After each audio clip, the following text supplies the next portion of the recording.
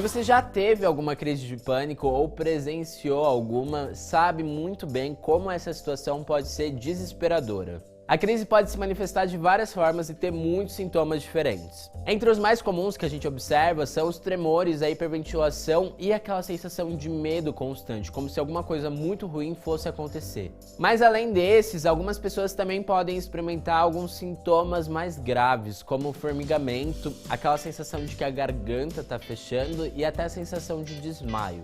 E por que é tão importante a gente conversar sobre crise de pânico, mesmo que não seja um assunto lá muito agradável?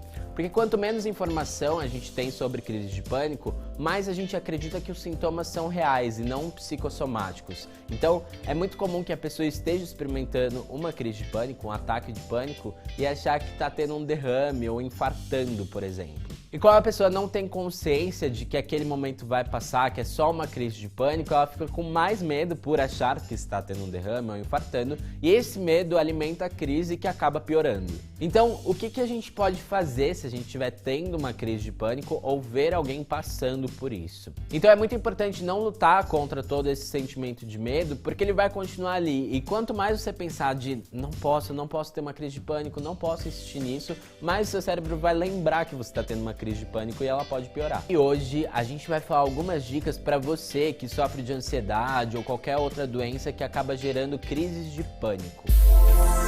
Sempre procure diminuir o estresse diário.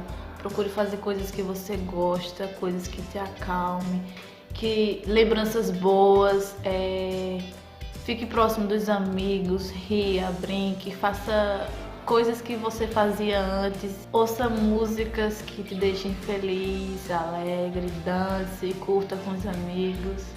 Desabafar, mas para uma pessoa de segurança, porque alguns te julgam e outros te ajudam. Então assim, eu recomendo vocês a chegar em uma pessoa que vocês, um adulto mais provável, uma pessoa mais experiente que vocês conhecem, que possa ajudar no caso, que você possa desabafar tudo que está sentindo.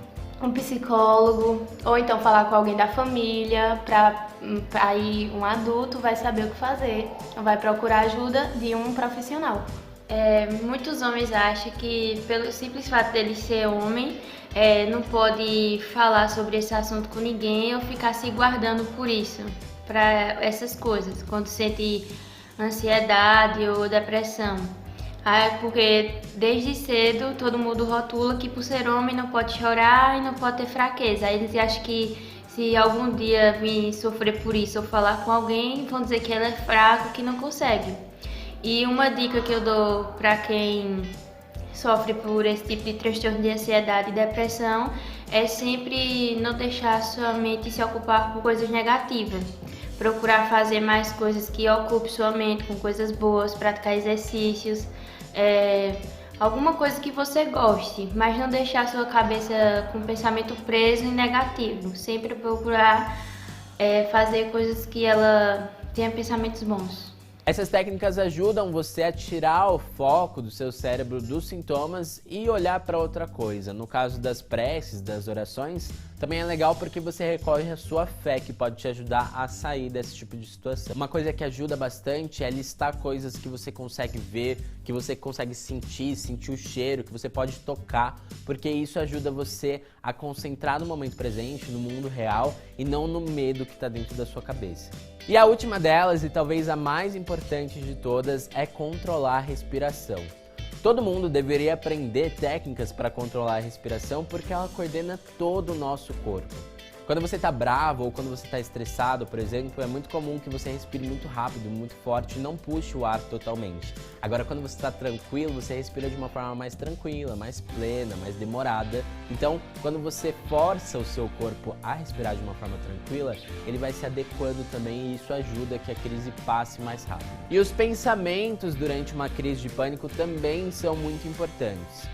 Afinal de contas, o que alimenta a crise, o que dá força a ela é esse medo incontrolável e irracional. Então, enquanto você tenta trazer a sua mente para a racionalidade, isso pode ajudar a te acalmar.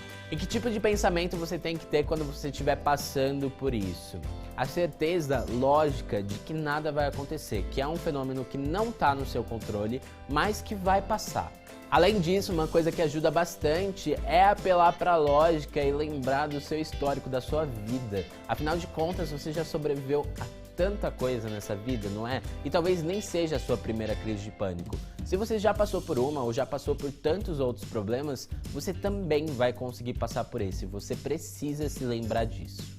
Agora, é importante lembrar que essas dicas são paliativas e que são para um momento de emergência, mas que não curam o problema. Se você teve pelo menos uma crise de pânico, é muito importante que você procure um especialista, apresente o seu caso para entender o que você tem. Às vezes você tem ansiedade, às vezes você tem síndrome do pânico, ou foi só um momento ali isolado, mas é importante que você procure respostas para saber como lidar e tratar o problema de verdade, né? A gente se vê na semana que vem e até mais.